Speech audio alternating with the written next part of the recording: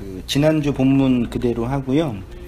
그 어디죠? 그 8절에 이제 성령, 그 진리의 성령이 하시는 사역이 죄에 대해서, 의에 대해서, 심판에 대하여 세상을 책망하는 거라고 했고요. 그 다음에 심판에 대하여라 함은 11절에 이 세상 임금이 심판을 받았다. 요 임금에 대한 심판 그 얘기를 하고요. 장례일은 지난주에 했었고, 그 다음에 이제 16장 전체의 마지막 절이 33절이거든. 중간에 제가 15절부터 32절까지는 뒤에 중간에 넣었고요. 끝에만 넣었는데 여기 본문 다시 보시면 이것을 너희에게 이르는 것은 너희로 내 안에서 평안을 누리게 하려 함이라. 세상에서는 너희가 환난을 당하나 담대하라. 내가 세상을 이기었노라. 이 말씀을 하시고 17장이 시작이 되겠죠. 17장은 이제 우리가 잘 아는 겟세마네의 그 대제사장적인 기도, 그리고 17장 기도를 다 하시고 18장에 이제 군병들에게 이제 끌려가면서 이제 십자가로 이제 죽으시는 그 장면. 그러니까 십자가에 죽기 직전 전날 밤 새벽, 그러니까 죽기 직전 1시간, 한 10시간 전인 거죠. 시간적으로 보면요. 운명이 이제 가까이 오는 그 시간에 이제 성령의 사역에 대해서 말씀을 하시는데요. 그럼 이 세상 임금이 그 심판을 받았다라는 게 이제 무슨 의미이냐, 요거를 이제 살펴보고요. 33절을 잠깐 강론하고 오늘 그 진도는 정리하도록 할게요. 심판, 임금이라는 단어가 아르콘이라고 되어 있는데, 여기에 뭐 통치자, 군주, 관원, 장 이렇게 되어 있대요. 그럼 이제 이게 이 세상의 임금은 결국은 누구냐 읽어볼게요. 그러면 본문이 말하는 이 세상 임금은 누구냐, 무엇이냐? 아르콘이 비유하고 있는 이 세상의 임금은 세상의 왕으로 살고 있는 우리 자신들의 모습이라고 생각할 수 있죠. 세상 임금, 그러니까 세상에서 임금으로 살고 있는. 지금은 임금은 없죠? 네. 지금 없잖아요. 그럼 어떻게 해요? 임금이라는 건 이제 메타포죠. 왕으로, 통치자로, 절대자로, 하나님 아래에 있는 존재가 아니라 하나님 위에 하나님을 부릴 수 있는 자로 살고 싶은 인간의 그 본질적 욕망이라고 생각할 수가 있겠네요. 세상 임금들의 삶의 방식이 있죠. 우리 김보사님 읽어주시겠어요? 선악과 먹고 태어난 모든 인간은 선악 판단의 주체로 자신이 선과 악의 주인으로 살아간다 했습니다. 그것은 곧 내 밖에 있는 타자를 내가 욕망하는 그것으로 바라보고 해석하는 것입니다. 그래서 여기에는 용서도 없고 받아들임도 없으며 자유와 안식도 없는 것입니다. 이렇게 살아가는 자를 성경은 세상 임금이라고 합니다. 그런데 아이러니하게도 이렇게 세상 임금으로 살아가는 자들의 모습이 진짜 왕의 모습으로 위엄과 영광이 있는가? 그렇지 않습니다. 네, 그 제가 뭐 선악 판단의 주체, 이 그 세상의 왕으로 살고 싶은 인간, 요건 이전에 설교에서 자주 얘기했던 표현들이고요. 그 왕이고 임금인데 그렇게 왕도 아니면서 임금도 아니면서 절대자도 아니면서 왕처럼 임금으로 절대자로 살아가고 있는 사람들의 모습을 성경이 귀신이라고 표현하는 듯해요. 보세요. 성경은 이렇게 왕도 아니면서 왕의 자리를 흉내내는 존재를 귀신, 이 귀신이 언어로 보면은 악한 말에 사로잡혀 있는 자예요.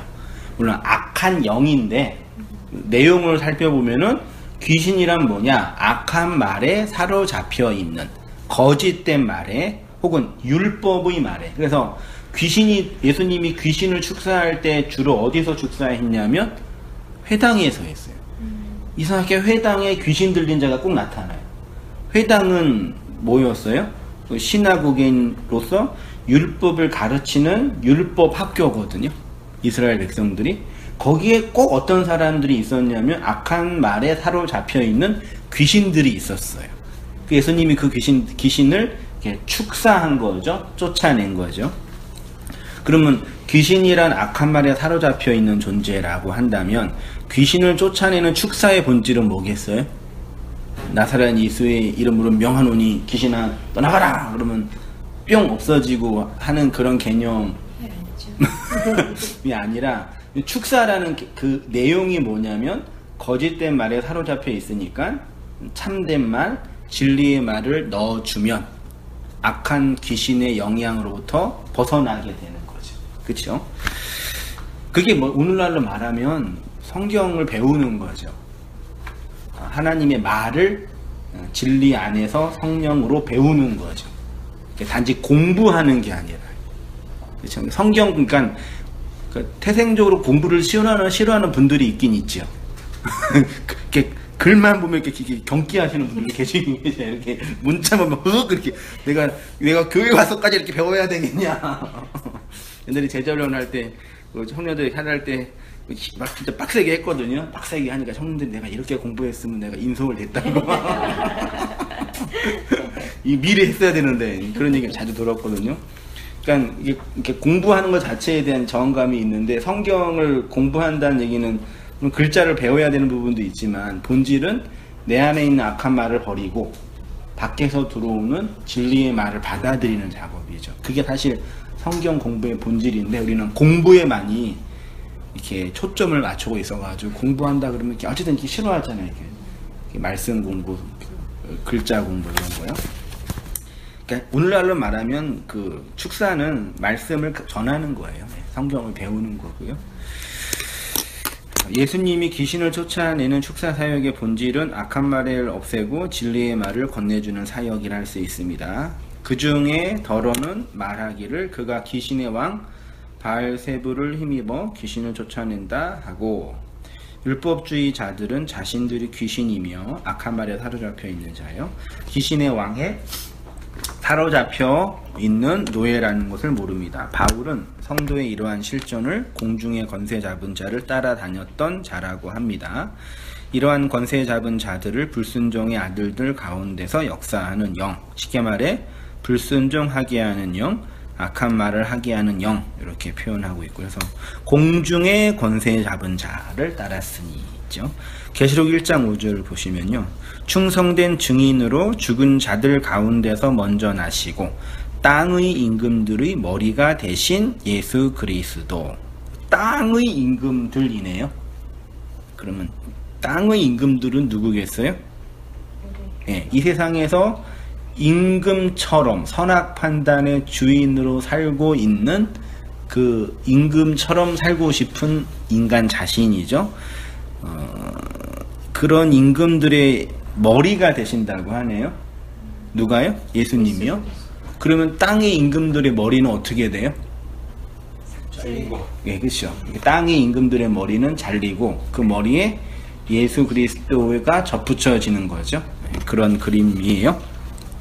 예수님이 십자가에서 죽고 진리의 영으로 부활하여 어떤 위치에 계시냐면 땅의 임금들의 머리가 되십니다. 땅의 임금들의 머리가 삭제되어 예수 그리스도가 그들의 머리가 되고요. 이러한 근본적인 변화를 겪은 자들이 바로 그리스도인, 그리스도를 머리로 한 교인, 교회, 또 만물을 그의 발 아래 복종하게 하시고 그를 만물 위의 교회의 머리. 예수님이 만물 위의 교회의 머리네요. 그렇죠? 교회는 성도고, 그렇죠? 땅의 임금으로 왕노릇하며 살고 있는 귀신들이었던 자들이 예수 그리스도에 의해서 머리가 삭제되어 예수 그리스도의 몸으로 편입되는 그것이 교회가 되는 거죠. 5장 23절에서는 남편들이 아내의 머리됨이 그리스도께서 교회의 머리됨이죠. 그렇죠? 그리스도께서 교회의 머리됨, 그는 몸인 교회의 머리시라 되어 있네요. 이렇게 이 세상 임금으로 살아가던 자가 진리의 영에 심판받으면 어떻게 되냐? 임금의 자리에서 내려와 그리스도라는 머리의 몸이 되지요. 이렇게 그리스도의 몸이 된 자가 교회이고, 교회는 이렇게 머리 되신 그리스도의 몸으로 살아가는 존재가 되지요. 됐죠? 교회된 성도의 인식과 존재는 이 세상의 임금으로 살던 내가 어떻게 그리스도의 몸이 되었는지를 알아가고 확인하는 것이며, 나를 구원하신 그리스도의 사역을 돌아보면서 나의 그리스도의 머리 되심을 나의 나됨으로 고백하고 나누고 전하며 증거하는 존재. 그러니까 교회란 뭐냐? 나의 머리 되심이 삭제되어 그리스도의 머리 되심을 이 인생 역사 속에서 이렇게 경험하잖아요. 체험하고 그것의 내용들을 고백하고 나누고 알아가고 확인해가는 차원이라고 생각이 되고요. 머리 둘 곳 찾지 못했던 예수님이 우리를 그의 머리 둘 곳으로 삼으셨죠. 마태복음 8장 보세요. 한 서기관이 나와 예수께 아르되 선생님이여 어디로 가든지 저는 따르리이다. 예수님을 따라가고자 했던 율법주의자예요. 예수께서 이르시되 여우도 굴이 있고 공중의 새도 거처가 있으되 인자는 머리 둘 곳이 없다. 이 말씀을 이제 여러 주석에서는 여우도 굴이 있고 공중에 굴이 있고 거처가 있잖아요. 예수님은 머리 둘 곳이, 그럼 머리 둘 곳을 뭘로 이렇게 이해해요? 주무실 방한칸, 집, 뭐 절. 예수님은 집도 절도 없이 가난하게 사셨다. 그쵸? 야, 너 나 따라오겠다고? 나 힘들어. 나 따라오면 힘들어. 나 집도 없어. 이런 거고, 이제 오늘날 이렇게 주님을 따라가겠다고 하는 그 성도와 목사들은 이런 예수님의 이런 무소유를 본받아야 된다. 라고 하는데, 여기에서 이제 머리 둘 곳이잖아요. 그러니까 머리 둘 곳이에요. 예수님의 그 머리를 어디에다 두신다 그랬어요? 교회에 둔다 했잖아요. 그러니까 아직 이건 성령이 임하기 이전의 사건이니까 아직 당신의 머리둘 교회가 완성되지 않은 이 구속사적인 진행의 과정에서의 고백인 거예요. 그러니까 서기관이 그것도 모르고 난 주님 쫓아갈 거예요. 그러니까 내가 이 세상에 온 이유는 니네들을 모아서 뭘 만들려고 한 게 아니라 내 머리 들고 찾으려고 온 거야. 그러니까 솔직히 예수님이 한 번 설교하면은 남자만 5,000명이었으니까 2배에서 3배 하면 15,000명이잖아요. 그 당시에 전 세계 인구가 10억이 안 된다고 그랬거든요. 아무튼 별로 안 됐어요. 그럼 오늘날로 하면은 막 10배만 해도 거의 10만 명. 한 번 설교에 10만 명 집회 모인 거예요. 그럼 대박인 거 아니에요? 그 헌금 냈을 거 아니에요. 뭐라도. 그거 모아서 하면은 돈이 없었겠어요? 지금 연예인들이 왜 스타가 되냐면 수없이 많은 사람들이 따르고 있으니까 스타가 되고 머릿수가 다 이제 돈이 되고 권력이 되니까 그 스타라고 그러는 것처럼 예수님도 말하자면 그 시대 종교적 스타였던 거죠. 좌파든 뭐든. 그러니까 머리 둘 곳이 없지는 않았어요. 어디든지 예수님 대접하는 사람 항상 있었고. 아니 병 고쳐줬는데 뭘 안 해줬겠어요. 그러니까 이 가난했던 얘기는 예수님 가난하지 않았던 것 같아요. 그렇죠? 또 우리 운명하실 때 호지 않는 속옷 입으셨던 그 호지 않는 거는 오늘날로 말하면 되게 비싼 옷이라고. 그 당시에 이렇게 귀족이나 여유 있는 사람만 입었던 옷이라고 해요. 그러니까 예수님이 한 번 설교에 뭐 수십만 명 있는데 뭐 그게 뭐가 문제예요? 교회 건물 짓는 거 뭐 재정 무슨 걱정을 했겠어요? 뭐 사역 걱정을 했겠어요? 내가 올해 재정이 없어가지고 힘들다 그런 걱정 했겠어요? 한 번 설교에 막 다 모이는데 그런 어떤 현실적인 문제가 아니라 지극히 내용적인 영적인 문제예요. 그러니까 서기관은 예수님 하는 거 보니까 대단한 인물이다. 내가 쫓아가겠다고 하는데 네가 지금 내가 뭐 하려 온지를 모르고 있는 거야. 그러는 거예요. 내가 온 이유는 이 세상에 나의 머리를 둘 교회를 세우려고 온 거야. 그렇죠? 쫓아가는 게 문제가 아니라는 얘기예요. 그 얘기예요. 예수님이 이 말씀을 하시는 이유는 어떤 청년이 예수님을 따라가겠다고 했기 때문입니다. 예수님이 어디를 가든지 저는 열심히 따라가는 제자가 되겠습니다. 그렇게 고백하자 예수님이 내가 나를 따라오겠다고 내가 어디를 가는지 알고 있는 거니 내가 가는 곳에 너는 못 따라온다. 왜냐하면 중요한 것은 내가 나를 따라오는 게 아니라 내가 너의 머리가 되는 거야. 이게 이제 중요한 핵심이죠. 무턱대고 따라오지 마. 그 다음에 나의 나됨인가 나의 귀신됨인가 이거 장면 읽어주세요. 내가 어떻게 내가 될 수 있는가? 이 아래의 세상에 있는 것들을 잘 활용하고 노력해야 되는 것은 나의 나됨이 아니라 나의 귀신됨입니다. 사람들은 자신이 조금 더 노력하고 했으면 지금보다 더 나은 생활, 나은 환경, 나은 어떤 것을 얻을 수 있을 거라고 생각하는데 사실 그것은 모두 비교 상대적 차원에서의 나음이지 절대적인 가치의 실현이 아닙니다. 이런 것이 더 나아지는 것은 하나님의 은혜가 아니라 자연현상, 현실 법칙에서 얻게 된 그 무엇입니다. 이런 것으로 나의 나됨을 확인하려는 자들은 이런 것이 없어지는 불같은 시험의 때에는 큰일이 나는 것입니다. 나가 없어지는 지옥을 경험하는 것입니다. 네, 그래서 이제 그 나의 나된 것은 하나님의 은혜라라고 사도 바울이 고백했는데요. 제가 이제 말하고 싶은 거는 뭐냐면 그 사람들은 자신이 조금 더 노력을 하고 애쓰면 지금보다 더 나은 생활, 나은 환경, 나은 어떤 것을 얻을 수 있을 거라고 생각을 하지요. 네. 이거는 맞지요. 네. 그리고 뭐 10년, 20년 전보다 어렸을 때보다 더 나아지셨어요? 옛날에 어떤 대통령이면 살림살이 나아지셨냐고.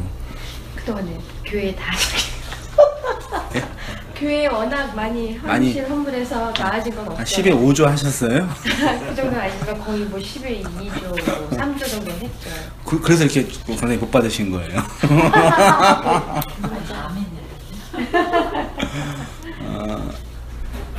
더 나아지셨죠? 환경이나 형편이나 뭐 경제력이나 건강이나 맞나요? 아니, 경제력은 아니에요. 진짜. 저희 집으로 봤을 때는 저희는 한 20년 전이 더 잘 나갔던 것 같아요. 아 그러세요? 얼마나 잘 나가셨으면. 벌기도 많이 벌고 쓰는 거는 적었으니까. 그죠? 네, 이 업계가 과거가 훨씬 더 나았었죠. 생각했죠. 요즘 왜 이렇게 어려워진 거죠, 근데?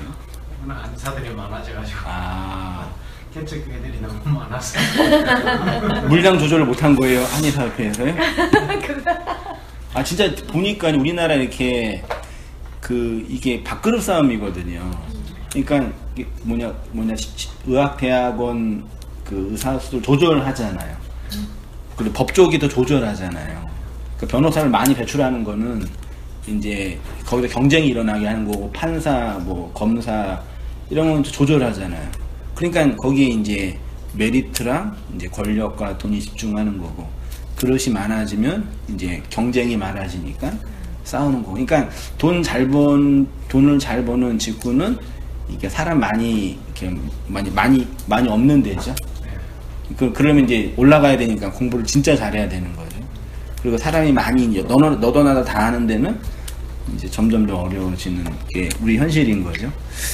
그러니까 그런 거 보면서 말하자면, 그러니까 이 세상에 이런 우리 외적인 형편이 더 나아지는 거는 하나님의 은혜고, 더 어려워지는 거는 하나님의 은혜가 아니고 어떤 경고고 사인이고, 이렇게 이제 해석을 하는 게 습관화 됐어요.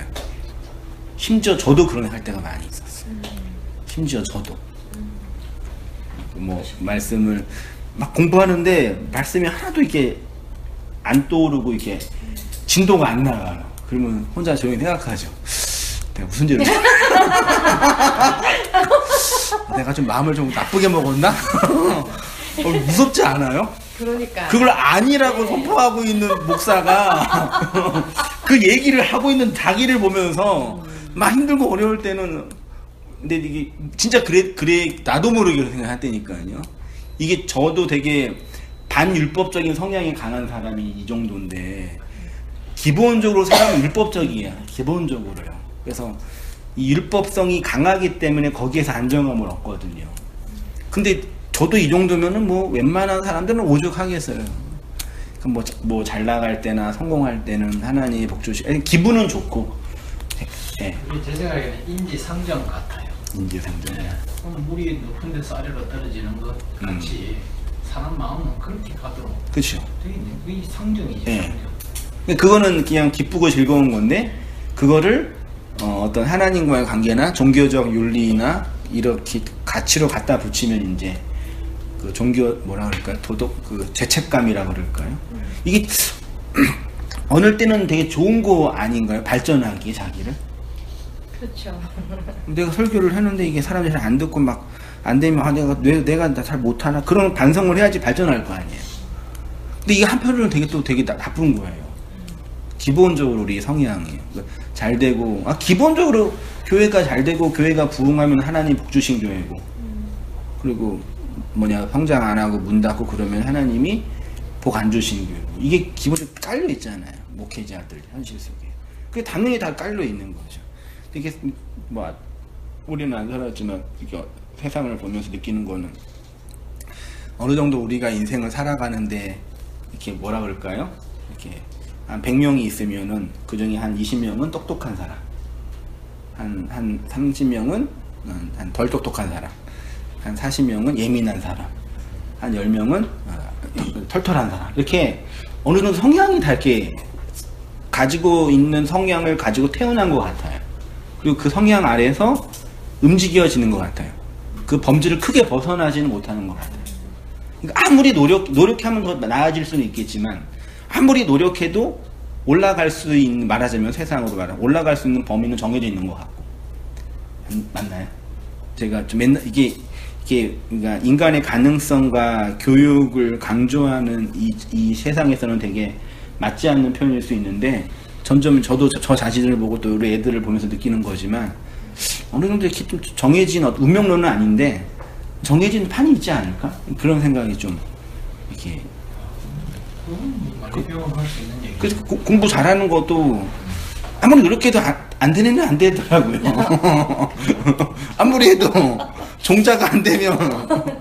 그러니까 서울대, 연고대, 뭐 이런 그룹이 대충 우리 큰아들도 이제 열심히 한다고 자기는 어떻게 해서든지 이게 특목고나 가겠다고 계속 이렇게 하고 있는데, 화가 나는 게 뭐냐면, 그 소위 말해 이제 특목고나 이렇게 좋은 대학교는 뭐 하는 거냐면, 애들을 잘 이렇게 뽑아가지고, 목이 붙었어요, 여기. 네. 잘 뽑아가지고 애들을 잘 훈련시켜서 더 좋은 상급 학교를 보낸다라는 차원이 아니라, 원래부터 잘하는 애들 모으는 거죠. 나 그래서. 그러니까 원래 잘하는 애들을 모아가지고 걔네를 잘하게 해가지고 보내는 거예요. 이게 뭐지?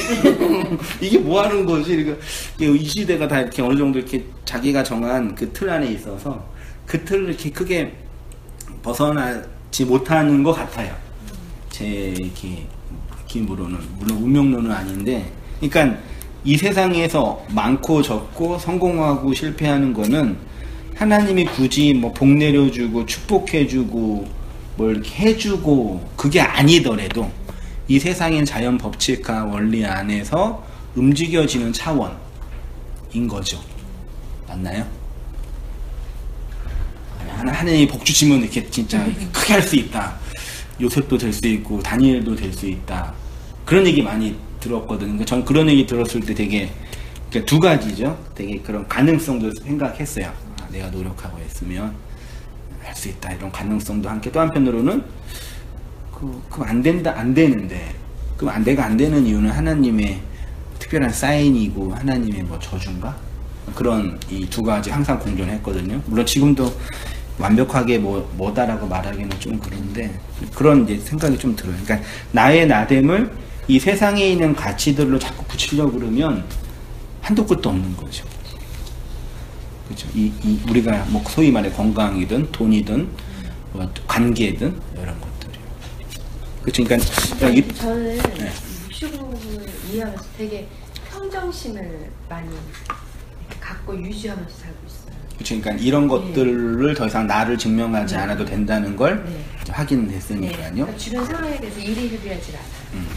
그러니까 굳이 이제 그림을 그리면 이렇게 설명할 수 있을 것 같아요. 이게 나가 이렇게 있잖아요. 나의 나됨이죠. 나의 나됨들이 있죠. 나의 가장 중요한 나됨이 뭐예요? 권사님에게 가장 중요한 나됨은 남편이에요, 자식이에요? 남편은 둘째니까. 자녀, 관계, 돈, 권력, 이렇게 나를 규정하는 나의 나됨들이 있죠. 그치? 우리 사람들은 이 나로 규정하는 다양한 것들로 나를 규정하려고 그러죠. 이것들이 커지면 내가 커지는 것처럼 느껴지죠. 근데 인생의 자연 법칙은 시간이 흐르면 흐를수록 이것들은 점점 어떻게 돼요? 커지는 게 아니라 없어지죠. 다 관계도 깨질 거 아니에요. 다 먼저 가더니 내가 없어지고 다 없어지고, 그 나를 나로 규정하는 나됨은 이것들이 아니라는 걸 우리가 이제 경험하죠. 근데 세상은 나를 규정하는 다양한 나됨들을 이 세상에 있는 하나님이 주신 것들이지만 요것들로 나를 규정하죠. 근데 이것들이 이제 없어지죠. 불같은 시험을 통해서. 그럼 나를 규정하는 나들이 없네요. 그게 말하자면 심판이고 지옥인 거죠.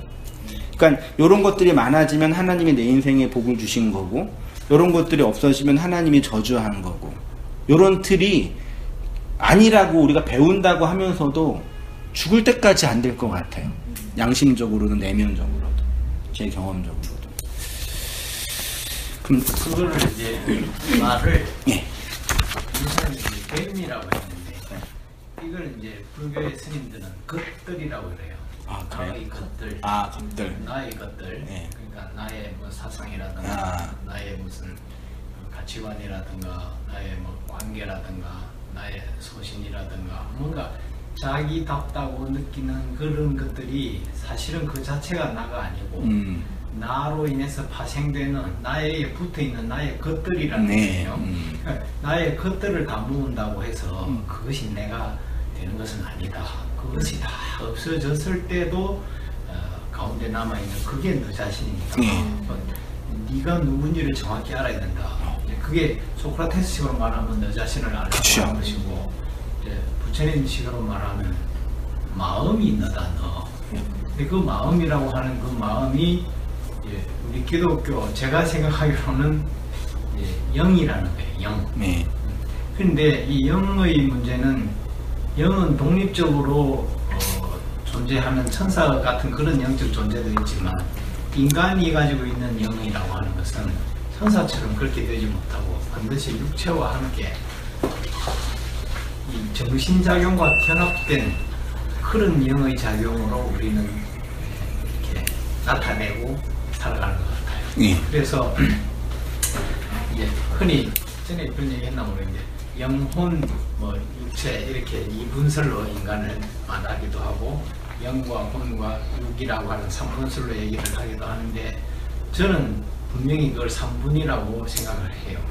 그것이 뭐냐 하면 혼이라고 하는 게 뭔지를 정확히 개념을 지우면은 영이 분명히 있고 혼이 있고 육이 있다 이렇게 나누면 3분이 분명한데 근데 이 영과 혼은 떨어져서는 기능할 수 없어요. 인간에게 있어서는 천사나 하나님과 사탄은 가능할지 모르겠는데 영적 존재 중에 인간이 가지고 있는 이 영은 반드시 혼과 결합돼서 영혼이라고 하는 형태로 작용하고 나타난다는 거예요.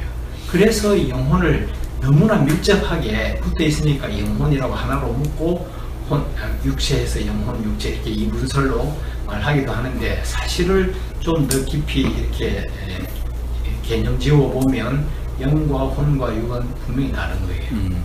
혼이 뭔가 하면 정신작용을 말하는 거예요. 정신작용. 근데 이 정신은 반드시 육체라고 하는 이런 뇌라는 게 있고 신경전달 물질이라는 게 있고 신경, 뭐 혈액, 또 기운, 에너지 공급 이런 어떤 육체라고 하는 조건 하에서 육체라는 조건 하에서 영의 작용에 의해서 일어나는 그 어떤 것이 정신이라는 거거든요.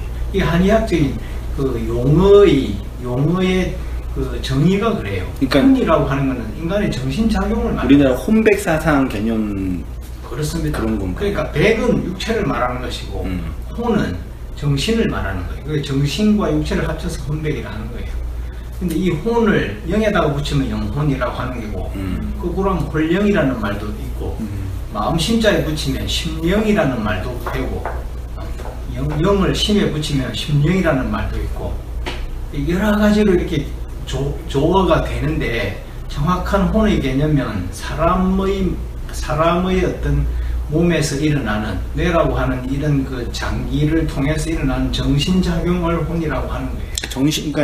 그러니까 동양적으로는 정신이 있잖아요. 혼이 있고, 근데 이제 현대의학이나 뇌과학자들은 모든 인간의 정신은 뇌에 의해서 반영된 그 스크린의 어떤 모양처럼 뇌가 반영된 그 상이 아니냐 이렇게 보기도 하잖아요. 그러니까 그 뇌가 어떻게 반응하느냐에 따라서 그 사람의 정신이 이렇게 반영된다 이렇게도 보는 부분 현대는 그렇게 그렇죠. 이제 그렇게 볼 수 있겠는데 그러면 이제 뇌가 있다고 해서 그런 것이 다 일어날 수 있느냐 하면 그게 아니라는 거예요. 영이 없으면은 사람이라고 하는 이 정신과 뇌와 육체가 다 있는데 영이 빠져나가 버리면 죽어버린 존재 아니에요.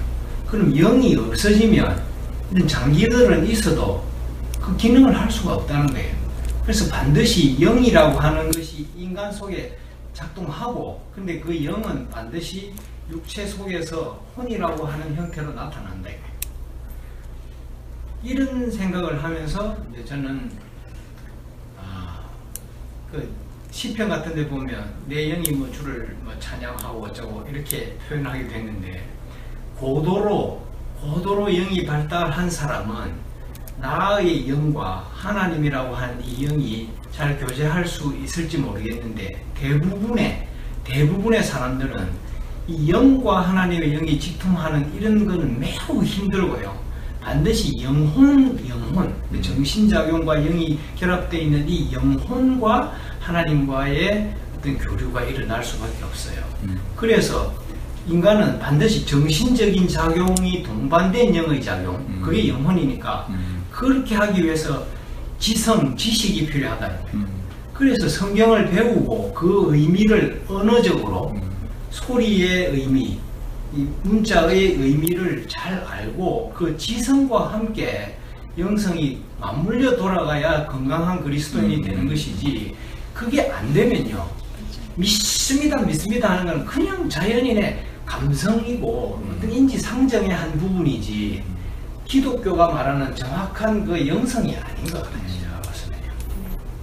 이렇게 딱 이렇게 과학적으로 딱 이렇게 범주를 정확하게 딱 자를 수는 없는 거잖아요. 그거를 자르면 자를 수 있습니다. 있나요? 있는데 분석은 할 수 있는 거죠. 있다고 봅니다. 저는 있다고 보는데, 그것이 우리가 생활하는 데서 너무나 긴밀하게 붙어서 나타나기 때문에 그렇죠. 굳이 그걸 나누기도 어렵고 나눌 필요도 없고.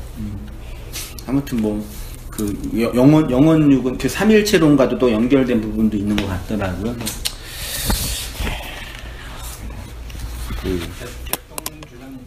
되게 이제 좀 뭐죠, 철학적으로 그 언어학적으로 분석하고 하면은요, 되게 이제 중요한 그 신학적 작업이 되는 것 같아요.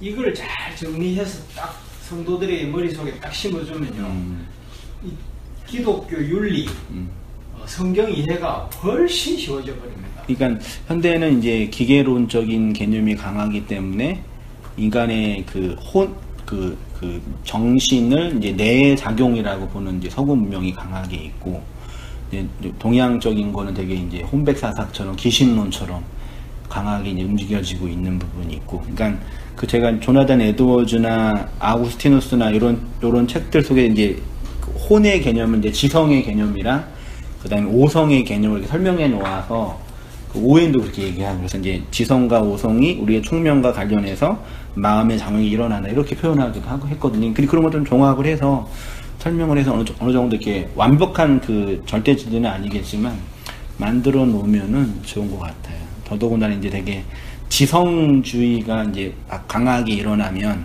그 지금 표현하신 혼이나 정신의 부분에서 좀 그냥 오해하게 만들 수 있는 내용들이 있는데, 그것들을 뭐 지적인 부분이랑 정신의 부분이랑 뭐 잘 연결하면 또 그래, 그 혼에 그러니까 정신에 이성과 감성과 이 욕망이라고 하는 이 세 개가 딱 삼층을 이루고 있다. 육체에도 우리 한의학적으로 분류하는 정혈기신이라고 하는 이런 어떤 인간을 근본 구성하고 있는 물질 종류를 그렇게 나눠요. 전기신혈, 전기신혈이라고 하는데 그 신은 정신을 말하는 것이고 전기혈, 그렇게 말할 수가 있고요.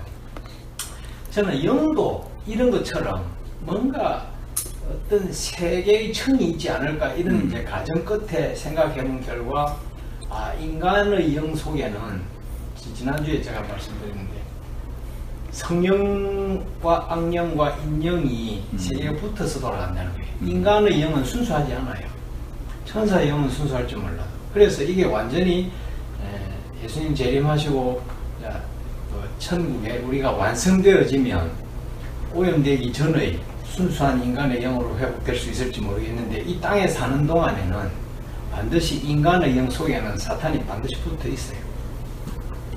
그런 생각을 이걸 누가 뭐 인정해주지도 않고 인정할 수도 없고. 한약에서는 정신과 마음 되게 중요하게 보는 거죠. 그게 외적으로 이렇게 병으로도 나오고 그러는 거죠.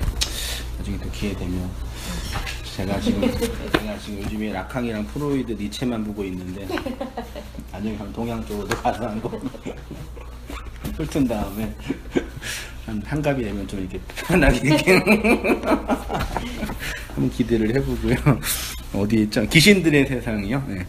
사람들은 나의 나됨을 머리 대신 그리스도를 통해서 확인하려고 하지 않고 나를 나로 증명하려고 합니다. 이렇게 나를 나로 증명하며 살아가는 자들을 귀신이라고 하고요.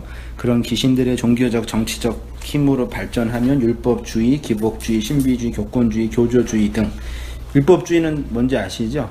기복주의, 신비주의, 교권주의도 뭔지 아시죠? 교회의 정치화, 강론, 말씀의 건의보다 정치적 권력이 더 중요한 거죠. 그래서 이제 쉬운 예로 이제 담임 목사도 설교하고 부목사도 설교하잖아요. 그렇죠? 설교는 담임 목사라고 더 잘하는 건 아니죠. 그렇죠? 그래서 그런 이제 여러 가지 정치적 형태가 있는데 그런 이렇게 종교 권력을 가지고 있는 게 가장 중요하다라고 보는. 그래서 목사라는 직책 자체가 정치적인 개념이에요. 사실은요.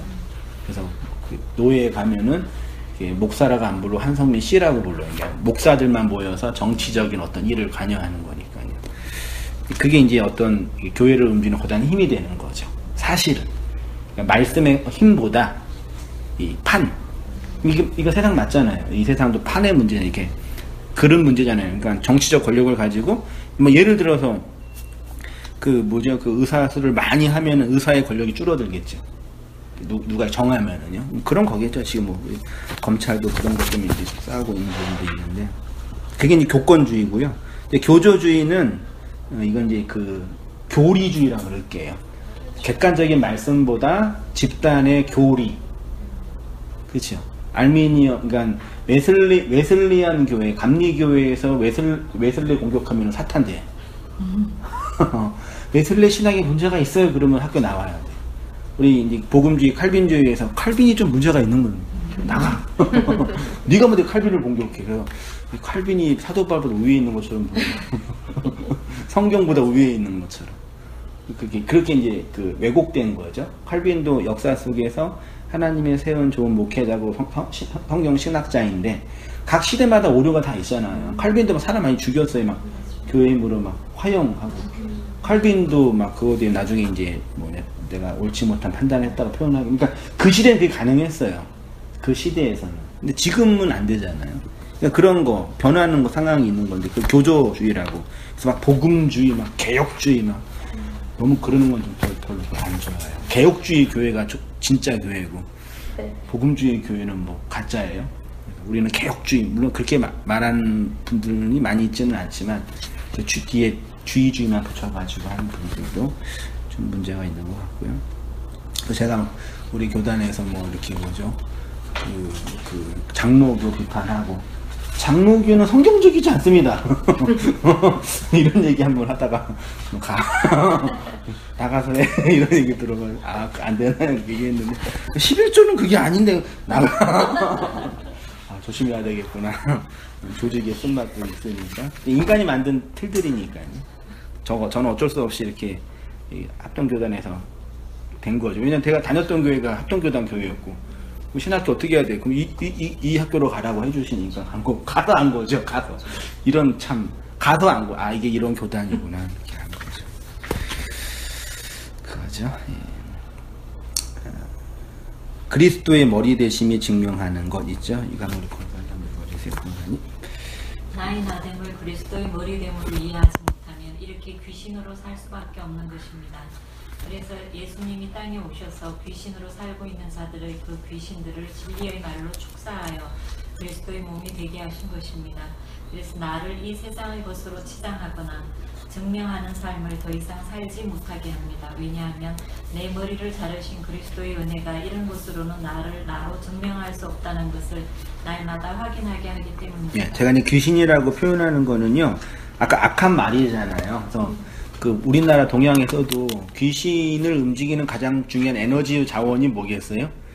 귀신이 귀신 되게 하는 그 에너지의 본질. 왜 걔가 귀신이 됐죠? 귀신 속에 뭐가 있냐면 한이 있잖아요. 원한이라 그러나요? 귀신을 만나면 뭐 해야 돼요? 그 한을 풀어줘야 돼요. 그러면 이제 귀신이 이제 감사하다가 하늘로 올라가는 거죠. 이 세상에 살고 있는 모든 사람들은 다 자기의 그 원한을 가지고 살고 있죠.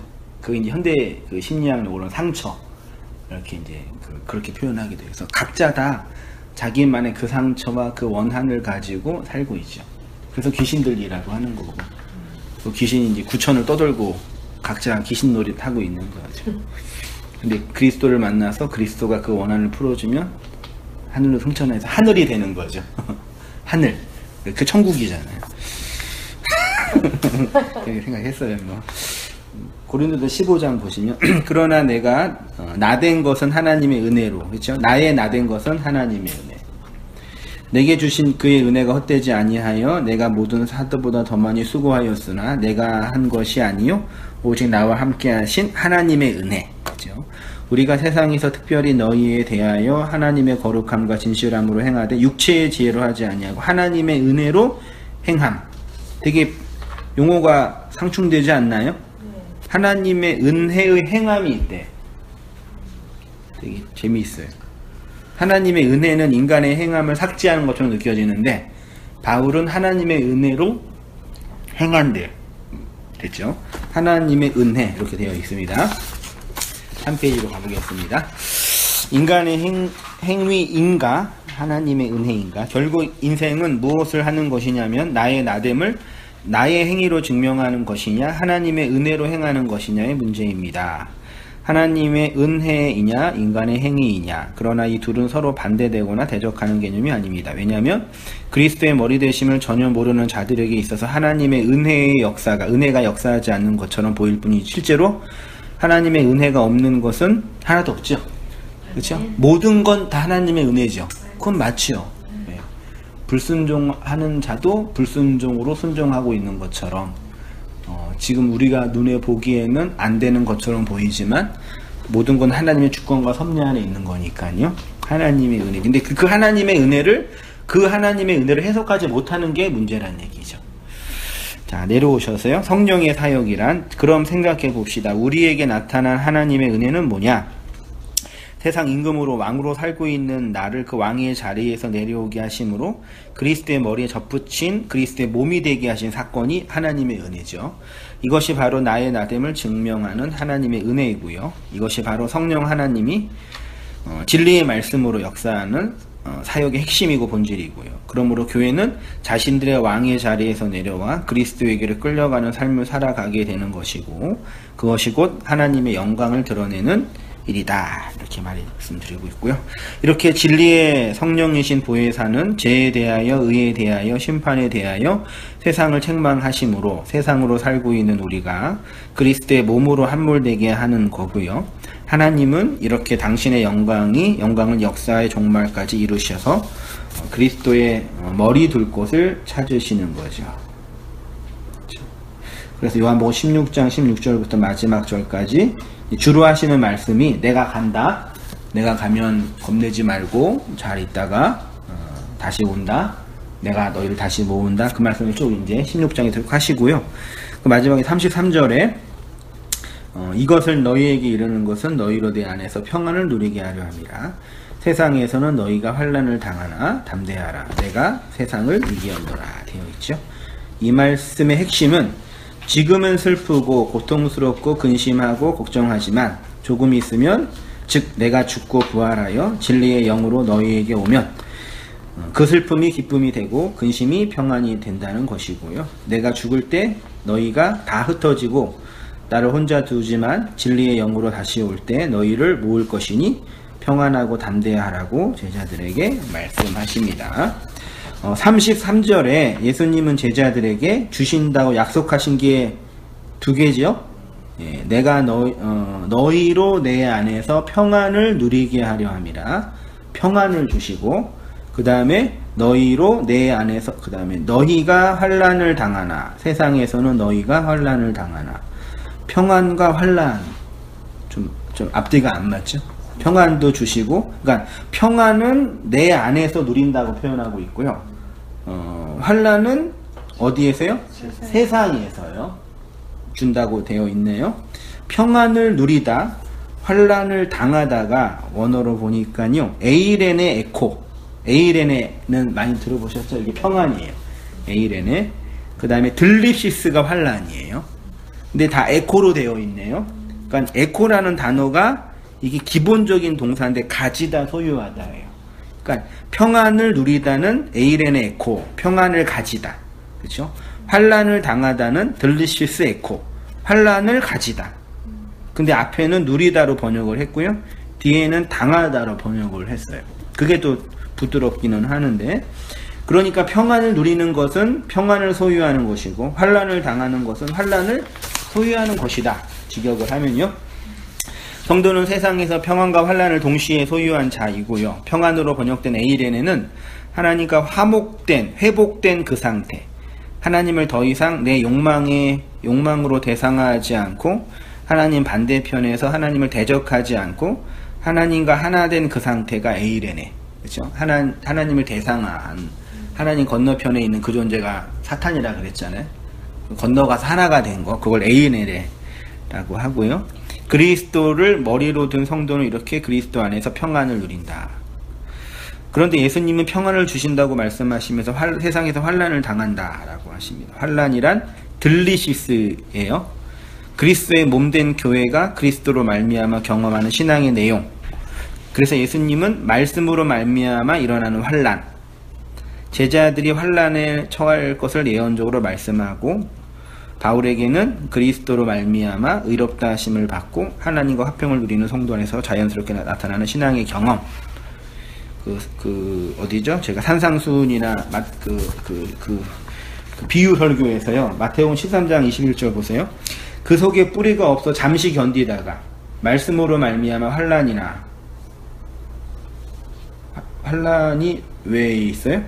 말씀으로 말미암아. 그렇죠? 말씀으로 말미암아 환란이나 박해가 일어날 때 넘어지는 그러니까 환란을 자각하고 환란을 경험하게 하는 실체는 뭐라고요? 말씀이에요. 그러니까 모든 인생 속에 환란이 다 있어요. 근데 말씀으로 인한 환란은 말하자면 선악과 먹은 선악 판단의 주체로 태어난 내가 그 말씀으로 머리가 잘려지는 내적인 경험, 그게 말씀으로 말미암은 환란이라고 표현하고 있고요. 마태복음 24장에서는요. 그때 사람들이 너희를 환란에 넘겨주겠고 너희를 죽이리니 너희가 내 이름 때문에 모든 민족에게 미움을 받으리라. 이는 그때 큰 환란이 있겠습니다. 창세로부터 지금까지 이런 환란이 없었고 이렇게 되어 있네요. 그 다음에 로마서에서는요. 로마서 5장은 이제 믿음으로 말미암아 의롭다 하심을 얻은 성도 안에서 경험하는 첫 번째 경험이 환란이라고 되어 있어요. 담대하라 볼게요. 이렇게 평안을 누리고 환란을 당하는 제자들 향해서 주님은 담대하다 하라 라고 하십니다. 담대하라가 다르세요라는 단어인데요. 안심하라 라고 표현하고 있네요. 예수께서 돌이켜 그를 보시며 이르시되 따라 안심하라. 이게 다르세요래요. 안심하라, 담대하라, 내 믿음이 너를 구원하였도다. 그 다음에 14장 27절에는요. 예수께서 즉시 이르시되 안심하라, 나니 두려워하지 말라. 사도행전 23장에는요. 그날 밤에 주께서 바울 곁에 서서 이르시되 담대하라, 내가 예루살렘에서 나의 일을 증언한 것 같이 로마에서도 증언하여야 하리라 하시니라. 그러니까 예수님이 제자들이나 예수님을 통해서 치유의 은혜를 경험한 자들을 향해서 다르세요, 담대하라, 안심하라고 한 이 표현을 그대로 요한복음 13장에서도 16장에서도 평안하고 있죠.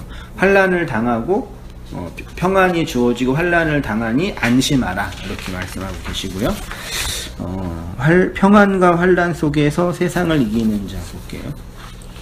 성도가 소유하는 평안과 에이레네와 환란은 들리시스는 모두 진리의 영을 통해서 성도의 인생 역사 속에서 경험되는 신앙의 내용입니다.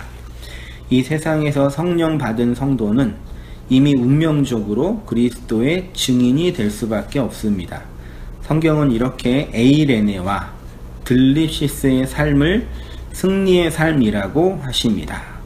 이미 예수님이 세상을 이기셨기에 성도는 그 안에서 용기를 가지며 안심할 수가 있는 것입니다. 이게 좀 이해되시나요? 그러니까 아까 초두에 우리 말씀 나눴던 것처럼요, 모든 선악과 먹은 모든 인간은 밖에서 들어오는 그리스도의 그 진리를 본능적으로 뭐예요? 거부해요. 왜요? 내가 왕인데. 네. 나의 왕됨을 빼앗아 갈 것 같다라는 본능을 가지고 있어요. 저거 나한테 오면 내가 죽네. 요런 자각이, 그러니까 말하자면 우리 안에 있는 죄와 악들을 보게 하고, 나의 쓴뿌리도 보게 해서, 그것이 복음이라는 좋은 소식이지만, 그래서 감사하지만, 또 한편으로는 그것을 받기를, 그것이 나를 공격한다는 그런, 어떻게 표현하면 좋을까요? 경계의식이라 그러나요? 이거 좀 이해되시나요? 이게 진리를 듣는 모든 성도 안에, 제 안에도 있으니까요. 다 그런, 좋으면서도 긴장되는 거죠. 감사하면서도 무서운 거죠. 이게 이제 말씀을 듣는 우리 안에 내재되어 있는 두 개의 마음인 것 같아요. 그래서 뭐 이게 적절한 예화일지는 모르지만, 그 이순신 장군이 그 명량해전 할 때 그 영화에서 그런 얘기를 했거든요. 자기네들도 두렵고 아군도 무섭고 적군도 이순신에 대한 공포를 가지고 있는 거예요. 이순신이 어떤 말을 했냐면, 이 두려움을 용기로 바꾸는 자들이 이긴다. 이 두려움을 어떻게 하면은 용기로 바꿀 수 있을까? 그 얘기를 하고 이제 출정을 하잖아요. 근데 백성들의 그 공포와 두려움이 언제 용기로 바뀌었냐면 이순신이 울돌목에 거기서 죽어가고 있을 때 대장성이 먼저 들어갔잖아요. 죽어가고 있을 때 나머지 이제 배들이 이제 용기를 가진 거죠. 물론 그 극화적인 표현이지만, 이게 우리 안에 진리와 말씀, 그리스도에 대한 공포와 두려움이 다 있어요. 근데 그런데 그리스도가 우리에게 건네준 이 복음이 그리스도의 그 선제적 죽음과 헌신으로 우리에게 주어진 거라는 그 자각이 우리 안에 일어나는 거죠. 그걸로 이제 평안하고 감사가 넘치는 거라고 생각이 들거든요. 그래서 내 밖에서 들어오는 그 말씀이 나를 공격하여 나를 삭제하지만 그것이 나를 살게 하는 그 내용이라는 걸 자각하면 그 말씀을 받아서 생명이 되는 거고, 그렇지 못하고 말씀을 소위 말해 쳐내면, 받아들이지 않으면 여전히 그 두 마음으로 살아가는 거죠. 좀 말씀을 전하다 늘 느끼는 건데요. 항상 그렇게 있어요. 말씀을 계속 듣다가 제 표현으로 간 본다고 그래야 되나요? 간도 보시고 또 이렇게 듣고 또 말씀에 수긍하고 반응하는 것처럼 느껴졌는데 어느 순간 힘들어요. 여기까지는 할게요. 그런 분들이 이렇게 가끔은 아니어도 거의 반반이라 그래야 될까요? 자주 봬요. 그래서 맨 처음에는 이제 맨 처음 그럴 때는 이제 뭐라 그럴까요? 하늘이 무너졌죠. 그러니까 목회에 힘든 게 이거는 뭐라 그럴까요? 이게 적응이 되거나 익숙해지지 않는 거예요. 그러니까 이분이 온당기 출석은 안 한다, 슬프다, 그 얘기가 아니라 내가 진리라고 믿고 있는 이거를 이 진리의 내용을 함께 나누고 함께 공유했다라고, 그 마음으로 나누었다라고 생각했던 성도님, 지체 분이 어느 순간 선생님 목사가 싫어요, 당신 재수 없어요, 차라리 그러면 마음은 편해요. 왜냐면 저도 이렇게 못난 부분이 있으니까. 근데 이제 그 말씀이 더 이상 내가 이렇게 받고 이렇게 내가 죽고 깨트려지는 그 과정에서 그런 나가 삭제당하는 게 무서워요. 두려워요. 그래서 이제 더 이상 이거를 이제 내가 하겠어. 이런 분들을 보면 이제 사람이 있어요. 있죠. 자주 많이 있죠. 그럼 그런 사람들은 신자가 아니지 않겠어요? 이렇게 말하면 이제 편한데, 나는 그런 사람은 신자가 아니라고 알고 갖고 말하지 서로 네가 알고기다 내가 알고기다 할 수 있는 그게 책임이 아니라- 없으니까. 하나님 말씀이 그 불가항력적으로 이게 딱 들어올 때 그거를 아니라고 하는 사람을 그 신자로 할 수 있겠어요? 그렇죠. 그러니까 납작 엎드려서 아이고 하나님 나 근데 좀 그게 살려주세요. 그때는 이것도 아니어도 물어봐야죠. 시간이 경과해서 그 사람이 또 다른 모습으로 될 수도 있고. 그분들을 보면 어떤 심리가 있냐면 그 두려움이 있는 거죠. 머리 잘림, 나의 깨어짐, 나의 죽음에 대한 죽음. 그러니까 저도 생각해 보니까요. 사람은 어쩔 수 없이 자기 중심과 자기 욕망, 본능, 모든 생명체는 존재의 이 생존과 확장을 위해서 이게 본능이잖아요. 요거를 거부할 수 없거든요. 근데 말씀이 들어올 때 이 말씀이 나를 죽여서 살린다라는 확신이 있고 경험을 하면 말씀이 들려요. 근데 이제 이 말씀이 나를 죽인다. 그걸로 내가 죽는다. 나의 생존 욕구와 이 확장할 수 있는 말씀 안에서의 확장하는 욕구를 더 이상 이렇게 정확하게 보지 못할 때는 이제 이걸 거부하는 거죠. 심리적으로. 죽는 것까지만 보고 다시 사는 것을 못 보면 그쵸, 예. 거부하죠. 왜 그걸 다시 사는 걸 왜 못 보냐, 이게 이제 되게 중요한 관건이거든요. 결국은 저는 뭐 그걸 죄라고도 하고, 자기를 지키고자 하는 이제 그 욕망이라고도 하고, 그리스도인이 아니라 표현할 수 있는데, 그 경계선인 것 같아요. 그러니까 결국은 안 죽어요. 안 죽는 거예요. 죽기 싫은 거예요. 한마디로 말하면. 근데 그 이유가, 결국은 이제 나를 지키고자 하는 그 마음인 거예요. 그렇죠. 말하자면 저는 이 안에서 죽어서 살아나는 과정이 있기 때문에 이 진리가 들어오는 거고, 어떤 분들은 그걸로는 내가 살 수 없다라는 걸 알기 때문에 못 죽는 거죠. 내면으로 볼 때는. 그래서 담대하라, 안심하라, 이 말씀이 그 진리를 받은 성도들을 향해서, 그리스도의 복음을 받은 성도들을 향해서 주님이 건네주신 이유 중에 하나인 것 같아요. 제 생각은. 에이레네와 들리시스의 삶을 승리의 삶이라고 할 수 있고요. 이미 예수님이 세상을 이기셨기에 성도는 그 안에서 용기를 가지며 안심할 수 있는 것입니다. 그렇죠? 아멘. 안심이 되세요? 아멘. 권사님만 안심이 무서우세요 아직도요?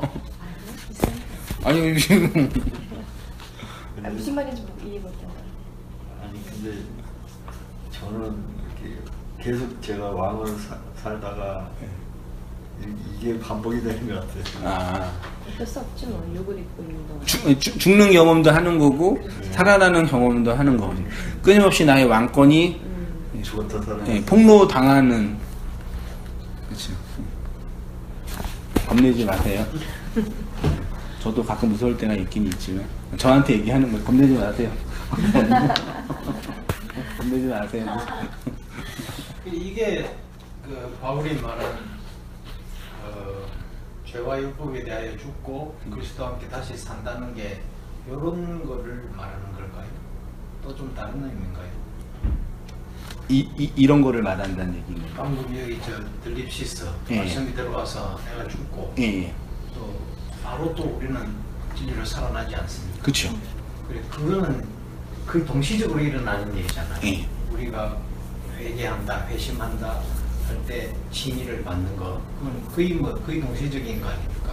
그걸 이제 단계별로 나누어서 말하자면 구원의 무슨 서정 이렇게 말할 수 있겠지만, 그런 것을 이제 십자가에서 예수님과 함께 죽고 또 예수님 안에서 다시 살아난다라고 하는 그런 표현이 이런 거하고 연결되지 그쵸. 않겠는가? 예. 하나는 우리 안에서 경험되는 이제 신앙적 정서겠죠. 우리 인간적 언어로 표현, 감정적 정서이기도 하고, 그래서 눈물도 있고, 안타kam도 있고, 또 감사도 있고, 또 희열도 있고, 또 아쉬움도 있고, 그런 모든 이 신앙적 정서를 느끼는 거죠. 근데 이거는 또 어떤 종교적인 측면 이전에 심리학적으로도요 놀라운 카타르시스거든요. 정말요. 그러니까 종교가 아니더라도 인간적으로도 보더라도 되게 그 긍정적인 내면을 구축하는 이게요. 와서 기도하면서 울게 하고 자기를 돌아보면서 반성도 하고 또 말씀 앞에서도 미래도 생각해보고 이게 신앙은 줄대 문제들도 우리 내면을 건강하게 하는 부분에서 되게 좋은 것 같아요. 현대인은 이걸 억지로 하잖아요. 나이트 가서 막 춤추고 막 젊은 애들은 클럽 가서 막 춤추고 술 마시고 좀 풀고 사실 그거 다 옛날에 그 종교 집단에서 했던 종교적 예전 방식이 똑같거든요. 막 춤추고 노래하는 방식이요. 그러니까 좀 과하게 비교하면은 클럽에서 청년들이 막 술 마시고 놀고 서치라 그러나요? 막 하면서 하는 그 모습이랑 찬양 집회에서 하는 그 통성하는 모습이랑 좀 비슷한 데가 있어요. 진짜예요. 그러네. 조금 그러니까 요즘 이 전 세계 뭐 힐송이네 뭐 이렇게 찬양 집회 많이 하는데 저보다 20년 전보다 훨씬 더 이렇게 발전해가지고 막 연기도 올라오고 노래방 서치라이트 돌고 그리고 이제 뭐 랩도 하고 다 똑같이 하더라고요. 장소만 좀 다르고 알코올이 좀 없냐 있냐 문제지. 그러니까 정신은 비슷해요. 그게 뭐 나쁘다 옳다의 문제가 아니라. 왜냐면 인간은 본능적으로 이렇게 자기가 받은 스트레스나 이것들을 이렇게 풀어서 해소해야지 좀 살 수 있는 에너지가 나오니까. 근데 그런 경험을 실제로 우리 인생 속에서 하는 거죠. 이제 말씀을 받고 또 그럴 때 나의 죄와 악들을 보면서 아파하고 또 그런 나아가 폭로 당할 때 눈물을 흘리고 그렇지만 또 그것이 절망이 아니고 나를 그 진리와 말씀을 이끄시고 이전에 보지 못했던 다른 은혜의 세계를 그 말씀으로 확인하고 또 이렇게 말씀을 나누고 전하고 교제하고 서로 격려하고 내가 공부하고 나누었던 이것이 왜곡된 방식이 아니라는 걸 또 확인하고 또 가서 또 그렇지 않은 것과 또 경쟁하고 싸우고 그런 작업들을 하면서 신앙이 성숙해 가고 발전해 가는 것이라고 생각이 들거든요. 그러니까 두려워하지 마세요. 우리 하나는 날마다 죽노라 하는 말도 예. 일맥상통하는. 그치요. 그게 그거죠. 우리 날마다 죽고 날마다 사는. 예. 죽지 않으면 이번 주가 그거였죠. 예. 죽지 않으면 진짜 죽지 않아요. 그렇죠. 진짜 이번 주가 암세포 들어보셨어요? 이번 주 설교? 왜 안 들으세요, 세상이야? 바쁘셔서. 그 암세포 얘기했잖아요. 그것도 많이 했던 건데 원래 세포가 오래 사는 거는 몇십 년, 짧은 거는 몇 주, 며칠이라면서요. 피부는 4주뿐이 안 된다면서요. 그러니까 4주 전에 세포는 다 죽은 거라면서요. 그게 안 죽으면 이제 악성 조경이 돼서 암이 되는 거라면서요. 그 암은 자기가 안 죽고 남을 죽이는 거잖아요. 똑같잖아요. 내가 그 진리로 안 죽고 이 세상을 먹을 거리도 삼아서 악이 되는 거예요. 그게 이제 당 짓는 거예요. 교회에서 사실은. 근데 이제 그 차이가 죽으면 되는데 죽기는 싫어요. 죽음의 공포를 뛰어넘는 뭐라 그럴까요? 몰핀이라고 해야 되나? 누가 또 그러다 죽을 때 가장 큰 그 쾌락을 느낀다고. 죽음의 공포를 이겨내는 어떤 나온다면서 새 몸에서요. 맞죠? 나온다면 그래서 그때 그 죽기 직전에 누가 막 천국 본다는 얘기 있잖아. 막 빛이 있고. 그게 실제 내가 이렇게 뭐 한대요. 실제로. 그런 공포를 이겨내게 하는. 그렇죠. 근데 말씀도 그런 차원으로 주어지는 거예요. 그 지점을 극복을 하면 살아나는 거고, 그 지점을 극복하지 못하면 못 올라가는 거죠. 그래서 말씀 전하는 교사의 입장에서 정말 그게 보이거든요. 아, 저분은 이렇게 말씀을 잘 이렇게 받아서 잘 죽어서 성장하고 있구나. 어떤 분은 이렇게 뭐죠? 저항하는 거죠, 심리적으로. 저항하면서 설교자를 이제 뭐라 할까요? 상대적으로 평가하고. 그러니까 뭐 개인적으로 한승의 목사에 대한 평가가 중요한 게 아니라 그 말씀 자체가 중요한 거예요. 이게 제일 중요한 영역인 것 같아요. 그렇죠? 그러니까 두려워하지 마시고 담대하세요. 안심하세요.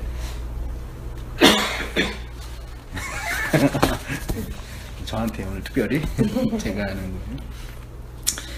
그래서 이제 그게 이제 이기는 자다라고 성경이 얘기하는 것 같아요. 요한 자녀들아, 너희는 하나님께 속하였고 또 그들을 이기었나니 이는 너희 안에 계신 이가 세상에 있는 자보다 크심이라. 무릇 하나님께로부터 난 자마다 세상을 이기느니라. 이기는 거죠. 세상을 이기는 승리는 이것이니 우리의 믿음이니라. 예수께서 하나님의 아들이심을 믿는 자가 아니면 세상을 이기는 자가 누구냐. 이기는 자는 이것들을 상속받으리라.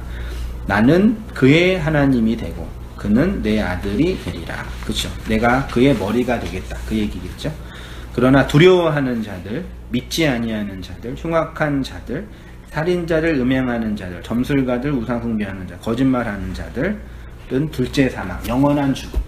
여기에서 말하는 두려움, 믿지 않는 자, 살인자, 음행하는 자들은 한마디로 말하면 애굽적 그 희생제사에 갇혀 있는 사람들. 계속 희생제사 바치면서 자기를 정당화하려는 애굽적 마인드. 쉬운 말로 율법주의라고 표현하는데요. 그 이기지 못하는 거죠. 그래서 저 개인적으로는 에이레네와 들리시스와 그 다음에 담대하라, 두려워하지 말라, 예루살렘에서 나의 일을 증언한 것 같이 로마에서도 증언하여 하리라. 그 말씀이 좀 개인적으로는 묵상하고 생각하게 했던 말씀이었습니다. 허집사님은? 저는 아까도 얘기했는데 제가 왕으로 살다가 죽다 이게 반복이 되는데 전에는 어떻게 보면 이제 왕으로 살았던 시간이 더